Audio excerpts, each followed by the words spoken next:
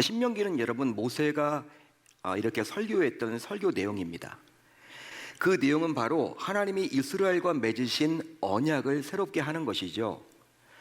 40년의 광야 생활을 마치고 이제 출애굽 1세대들은요, 이제 요단강을 건너서 젖과 꿀이 흐르는 약속된 가나안 땅에 입성하기 전이에요. 그럴 때 하나님께서는 이 출애굽 1세대들과 다시금 언약을 갱신하려고 했습니다. 이미 그 1세대들과 체결됐던 그 언약을 이제 2세대들도 알아야만 하기 때문에 하나님께서는 모세를 통해서 설교하도록 하신 거예요. 자, 그 가운데서 오늘 살펴볼 신명기 32장은 세 번의 마지막 세 번째 설교의 일부로서 일명 모세의 노래로 불려요. 모세의 노래다. 아마 여러분들이 가지고 있는 성경 32장 1절 윗부분을 보게 되면 모세의 노래라고 나와 있겠죠. 실제로 당시 모세는요, 스스로 자신의 죽음을 직감했습니다. 영성이 탁월했던 모세는요, 정확한 날짜, 내가 언제 죽는다, 이것은 알지 못했어도 야, 이제 나도 죽는구나, 이제 때가 되었구나, 내가 이제 우리 이스라엘 백성들을 떠나야만 하겠구나, 이제 여러분 인식을 하게 된 거예요. 자, 그래서인지 신명기 32장을 보게 되면 모세는 하나님께서 그동안 이스라엘에게 베풀어 주셨던 은혜를 기억하며 하나님께 노래로 감사를 표합니다. 그리고 33장에서 모세는 이스라엘의 12지파를 마음껏 축복해요. 그리고 마지막 장인 34장을 보게 되면 이 모세는 120세의 나이에 죽게 됩니다. 따라서 32장에 나오는 모세의 노래는 곧 죽음을 앞두고 죽음을 직감했던 모세가 이제 자신이 이끌었던 백성들에게 마지막으로 남긴 솔직한 신앙 간증이요 유언과도 같다라고 말할 수 있는 거예요. 어떤 의미에서 보게 되면요, 32장이 모세의 유언처럼 보여집니다. 실제 이 모세의 노래를 보게 되면 모세는 자신이 그동안 체험했던 하나님과 그 하나님께서 자기 백성인 이스라엘을 그동안 어떻게 다루었는지에 대해서 말을 해주고 있어요. 자, 이제 오늘 말씀 10절을 볼까요? 10절을 보시면요, 하나님께서 자신의 백성들을 어떻게 사랑했는지 알 수가 있는데 하나님이 얼마나 사랑했는지 그 솔직한 심정이 10절에 잘 담겨져 있습니다. 자, 10절을 우리 같이 한번 천천히 읽어봅니다. 시작. 여호와께서 그를 황무지에서 짐승이 부르짖는 광야에서 만나시고 호위하시며 보호하시며 자기의 눈동자같이 지키셨도다. 아멘. 여러분, 어떻게 하나님의 이 마음이 좀 느껴지세요? 자신의 사랑하는 백성들을 향한 이 사랑이 좀 느껴지십니까? 황무지와 광야처럼 아무런 소망도 없는 곳에서조차도 하나님께서는 자신의 백성들을 친히 만나주십니다. 그리고 호위하세요. 그리고 보호하시고 심지어 무슨 일이 벌어졌느냐, 자기 눈동자처럼 친히 지켜주셨습니다. 할렐루야, 할렐루야. 하나님이 자기 눈동자를 여러분 이렇게 지키듯이 지금 표현을 하고 있는 거예요. 백성들을 그렇게 지키셨다라는 거예요. 자, 그런데 11절과 12절을 보시면 마치 독수리가 자기의 보금자리를 어지럽게 하듯이 하나님께서는 그 백성들의 보금자리를 어지럽게 했다라고 말을 해주고 있습니다. 어디 나와 있습니까? 11절과 12절에 나와 있죠. 제가 읽어드릴게요. 마치 독수리가 자기의 보금자리를 어지럽게 하며 자기의 새끼 위에 너풀거리며 그의 날개를 펴서 새끼를 받으며 그의 날개 위에 그것을 엎는 것 같이 여호와께서 홀로 그를 인도하셨고. 여러분, 그렇다면 보금자리는 과연 뭘까요? 보금자리가 과연 뭡니까? 보금자리는 독수리가 자신의 새끼들을 안전하게 보호하려고 만든 둥지를 말합니다. 둥지. 실제 독수리는 새끼를 낳을 때가 되면요, 아주 높은 바위나 협곡에 보금자리를 만든다라는 거예요. 일반 새들과는 다르죠. 독수리는요, 높이 올라갑니다. 그러다 보니까 높은 바위 위나 협곡에 이렇게 새끼를 위한 안전한 보금자리를 만든다라는 거예요. 독수리는 입에 가시나무를 물고 와서 우선 접시 모양으로 둥글게 만들고 그 위에 짐승의 가죽을 덮고 어미의 깃털을 뽑아서 보금자리를 안락하게 만듭니다. 여러분 왜 그럴까요? 독수리가 왜 자기 새끼의 보금자리를 왜 안락하게 만들까요? 새끼가 연약하잖아요. 여러분 그곳에서 여러분 알을 낳고 부화시켜서 새끼를 기르러야 합니다.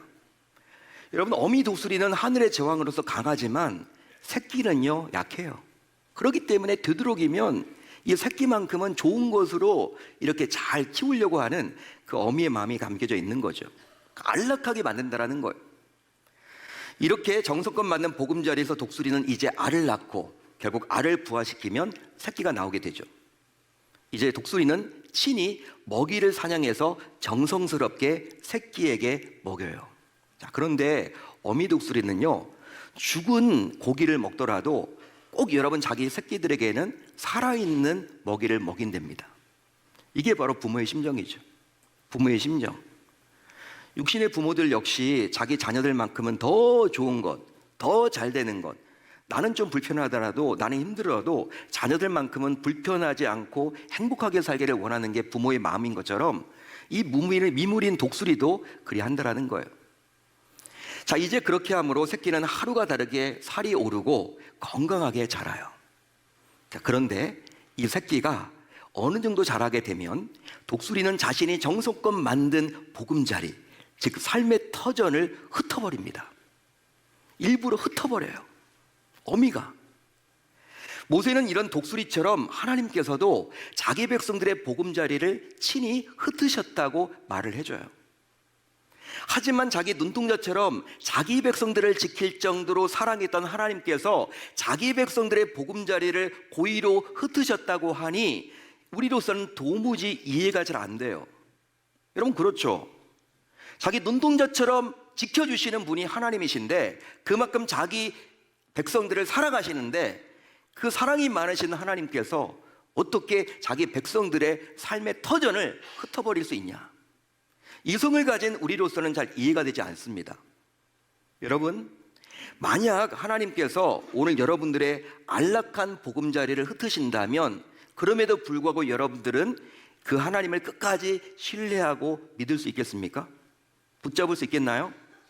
여러분들에게 묻고 싶어요. 아니 설령 타인이나 사탄이 백성들의 보금자리를 흩으려고 할 때 오히려 그 하나님께서 그 세력들로부터 자신의 보금자리를 지켜주는 것이 맞지 않을까요? 그런데 어떻게 하나님께서 자신을 사랑하는 백성들의 보금자리를 일부러 고의로 흩어버릴 수 있단 말입니까? 참 여러분 이해하기가 힘들죠. 어렵죠.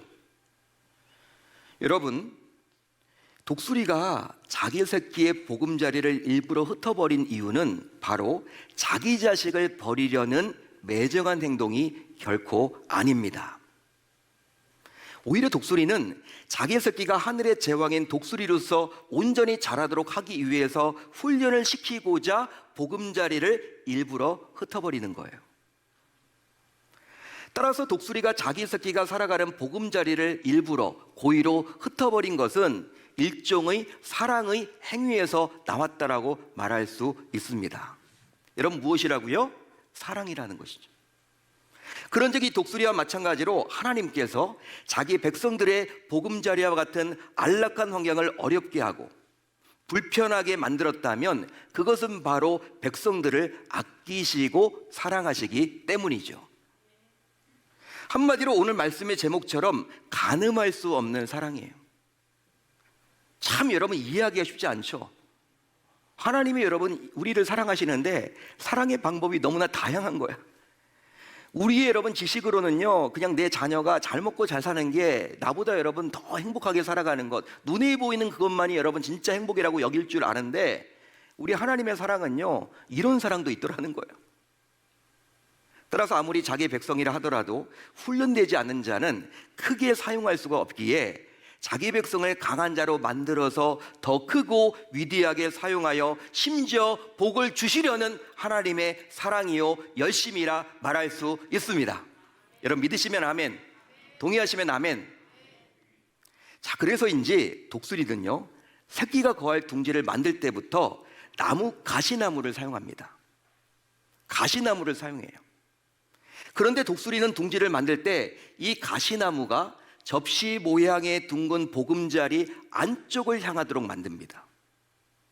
우리 여러분 이성적인 생각으로 독수리는 여러분 가시나무를 가지고 이 둥지를 만들 때, 둥근 모양을 만들 때 가시가 바깥쪽으로 향해서 뱀들이 올라오지 못하도록 막아야만 할 것 같아요.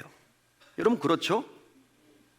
여러분 독수리가 알을 낳아놓고 지금 날아간 사이에 뱀이 여러분 올라오면 어떡합니까?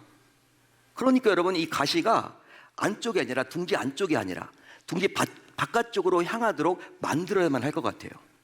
독수리는 이 가시나무를 어떻게 하느냐? 둥지를 만들 때 안쪽을 향하도록 만든다는 거예요. 우리 생각과는 다르죠. 여러분 그렇게 하는 이유가 있는데 그것은 바로 무엇이냐면 시간이 흘러서 새끼 독수리의 몸집이 커지게 되면 계속해서 둥지 안에 머물지 못하도록 하기 위해서예요. 즉 어미가 먹여주는 먹이로 새끼의 몸집에 살이 오르게 되면 이제 둥지 안에서 새끼가 움직일 때마다 주변의 가시 때문에 찔리는 거예요. 아프죠? 아프겠죠 여러분? 움직이면 여러분 아프겠죠? 그럼 어떻게 됩니까? 둥지에서 내려와야 하는 거예요. 둥지에서 떨어져야 하는 거예요. 일부러 여러분 독수리가 그걸 노리고 가시가 안쪽을 향해서 이렇게 만들었다라는 거예요. 마찬가지로 신자인 우리가 살아가는 인생에도 마치 가시처럼 불편하고 힘든 상황이 찾아올 때가 있습니까? 없습니까? 있어요? 없어요? 당연히 있죠 여러분.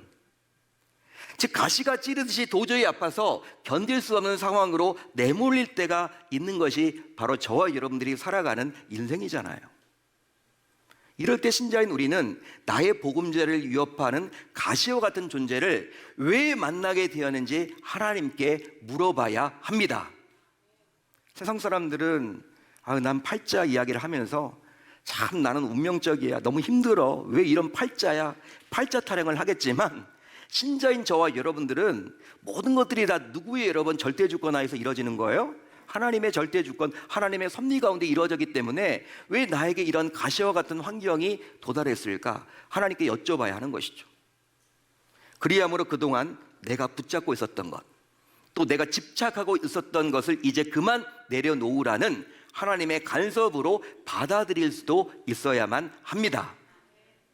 그런즉 이제 더 이상 현실과 타협하지 않기를 결단하고 오직 믿음으로 보금자리를 박차고 하나님이 원하시는 방식대로 살아가기로 결단하고 다짐해야만 하는 것이죠.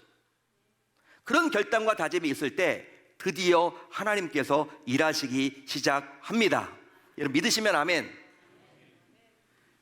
또 독수리는요, 보금자리를 어지럽힐 때 그동안 보금자리를 안락하게 했던 짐승의 가죽과 깃털을 한꺼번에 던져버려요.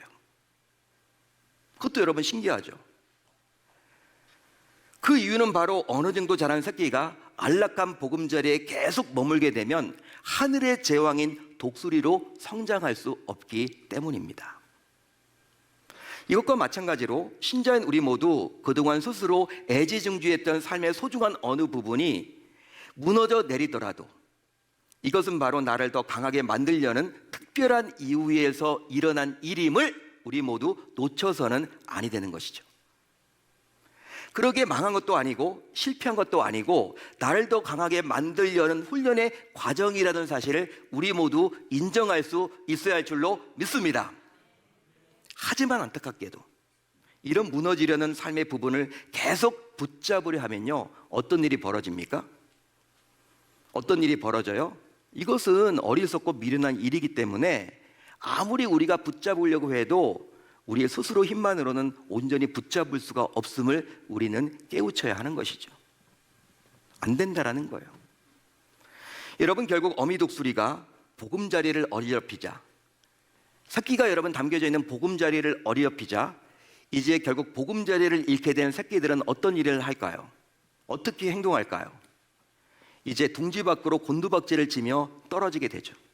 새끼가 여러분 이제 둥지에서 떨어지는 거예요. 어미가 여러분 그 둥지를 박살내 버렸으니까.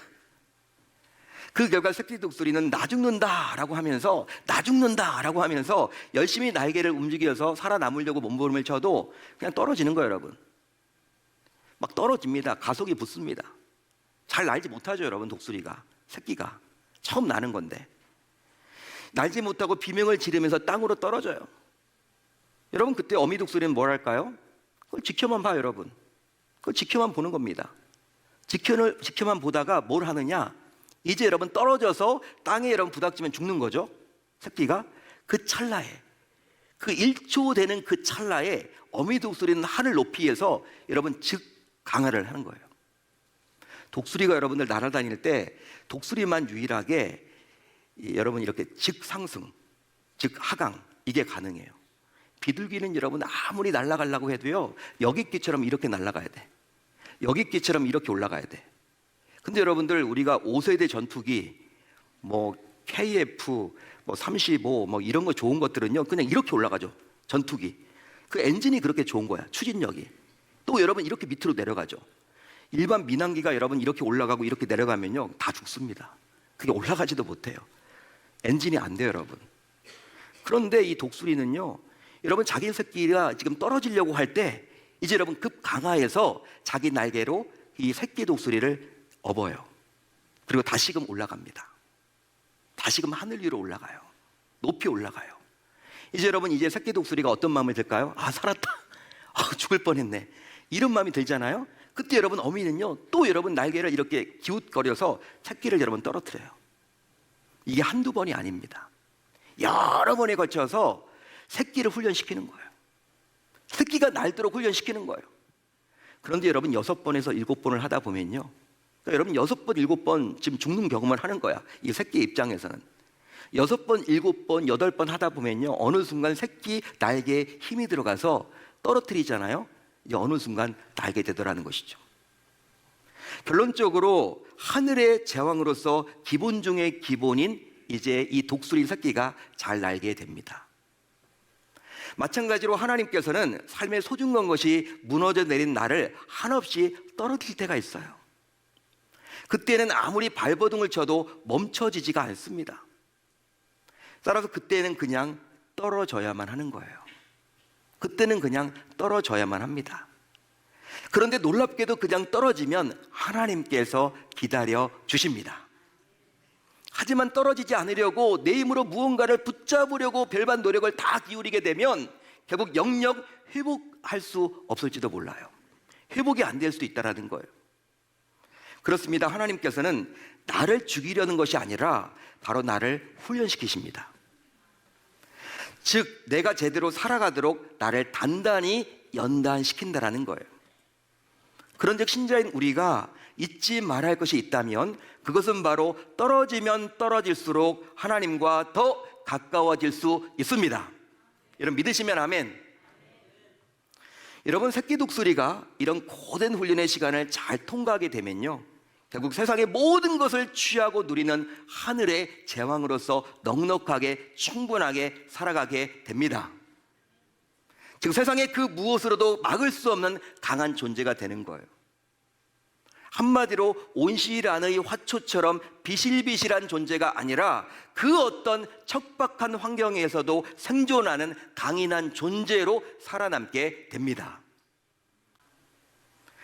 예전에도 잠시 말씀을 드렸지만 여러분, 독수리의 평균 수명은 약 70년이나 된다는 거예요. 70년. 우리가 반려견들을 많이 키우는데 반려견들은 평균 수명이 어느 정도 돼요?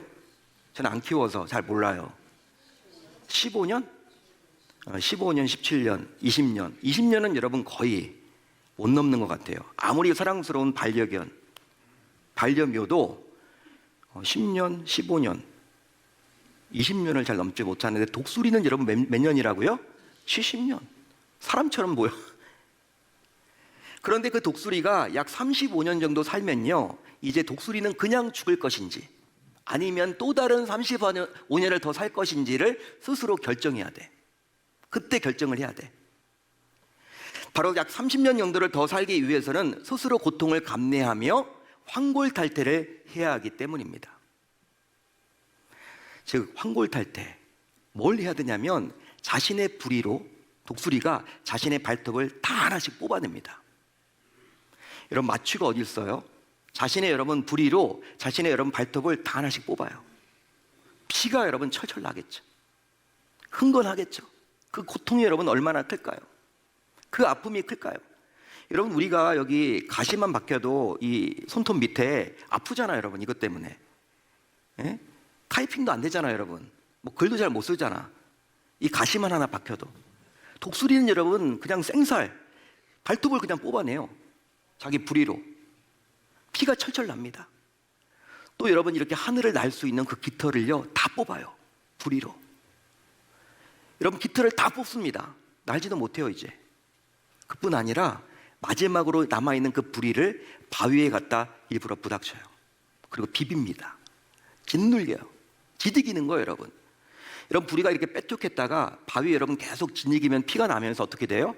이제 여러분 일자로 되는 거예요. 무뎌지는 거죠. 그런 과정을 거쳐야만 해요.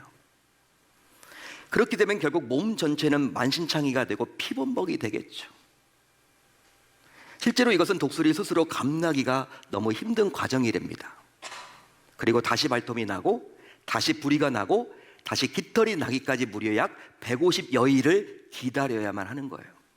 근데 150여일이 쉽지 않은 기간이에요. 따라서 어떤 의미에서 볼 때 독수리는 새끼 때 높은 보금자리에서 떨어질 때보다도 더 큰 고통과 두려움의 시간을 그때 겪어야만 하는 거예요. 150여일 때는요 사냥도 잘 못해요. 날지도 못해요. 외부의 공격이 오면요 이거 여러분 쉽게 그냥 무너질 수도 있는 거예요. 큰 환난이죠, 여러분. 하지만 이런 150여일의 고통과 두려움을 잘 독수리가 이겨내기만 하면 결국 하늘의 제왕으로서 다시 30년 이상을 멋지게 살아갈 수 있게 된답니다. 독수리의 이런 모습 때문인지는 몰라도 다윗은요 신자인 우리에게 다음과 같이 권면해주고 있어요. 여러분, 다윗이 얼마나 많은 환난 속에서 거했습니까? 자신의 장인 사울이 당시 왕이었는데 12년 동안 다윗을 죽이려고 쫓아다녔잖아요. 여러분, 정규군 3,000명을 풀어가지고 쫓아다닙니다. 3,000명. 3명이 아니라 여러분 얼마나 힘들겠습니까? 이 다윗이 여러분 굴 속에 살았잖아요. 광야에 여러분 쫓겨 살았잖아요. 그 여러분은 환난을 많이 겪으셨잖아. 연단을 많이 겪었다고요.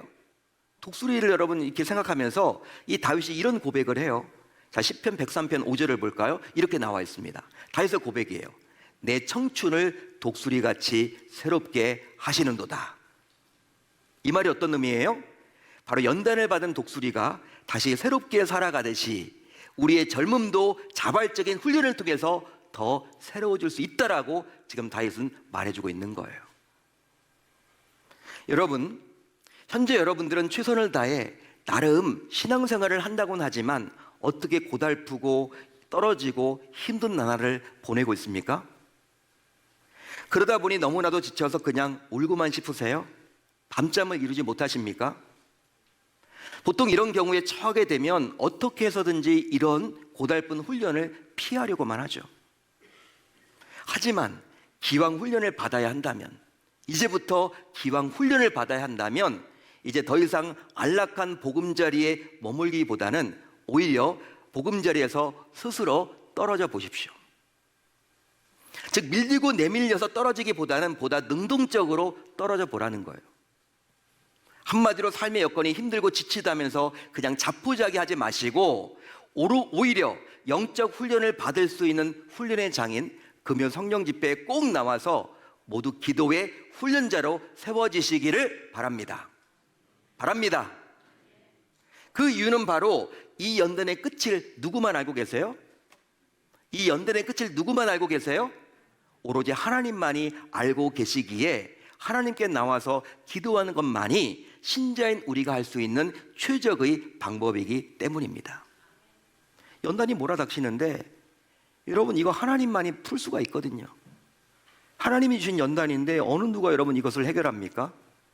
따라서 우리가 여러분 밖에 나가서 내 경험을 동원하고 사람들을 만나서 이 문제 풀려고 해봤자 안 된다라는 거예요. 하나님께 나와야 된다라는 거예요. 그분에게 물어야 한다라는 거예요. 그 결과 깊이 있는 기도를 함으로 연단을 주신 하나님의 뜻을 분별해서 결국 연단을 이겨낼 수 있는 동력을 확보할 수 있어야만 합니다. 그러기 위해서는 우리 모두 시간적 여유가 있는 금요 성령 집회에 꼭 나와서 기도의 훈련자로 세워져야 할 줄로 믿습니다. 여러분, 새벽에 나오는 것도 좋지만 새벽은 우리가 직장 출근도 해야 되고 또 배우자들 식사도 챙겨야 되고 또 아이들 돌봐야 되고 하기 때문에 쉽지 않아요. 금요 성령 집회는요, 나오면요 충분히 기도하고 돌아갈 수 있거든요. 깊이 있는 기도가 가능하거든요. 왜냐하면 기도 역시 신자로서 누구나 할 수 있지만 하나님의 뜻을 분별하는 깊은 기도까지 나아가려면 1년의 훈련의 과정을 통해서 가능해지기 때문이에요. 기도는 아무나 할 수 있습니다. 그렇지만 응답받는 기도, 하나님의 뜻을 분별하기까지 기도하려면 깊이 있는 기도가 필요해요. 그건 여러분 아무나 못합니다. 그건 여러분 아무나 못해요. 훈련받는 자들만이 할 수 있어요. 그리함으로 이제 연단의 과정을 허락하신 하나님의 가늠할 수 없는 사랑을 인식해서 비록 이겨내기 힘든 연단이지만 주실 축복을 기대하면서 몹시 어려운 연단을 능히 감당할 수 있어야 할 줄 우리 주님의 이름으로 축원합니다. 축원합니다.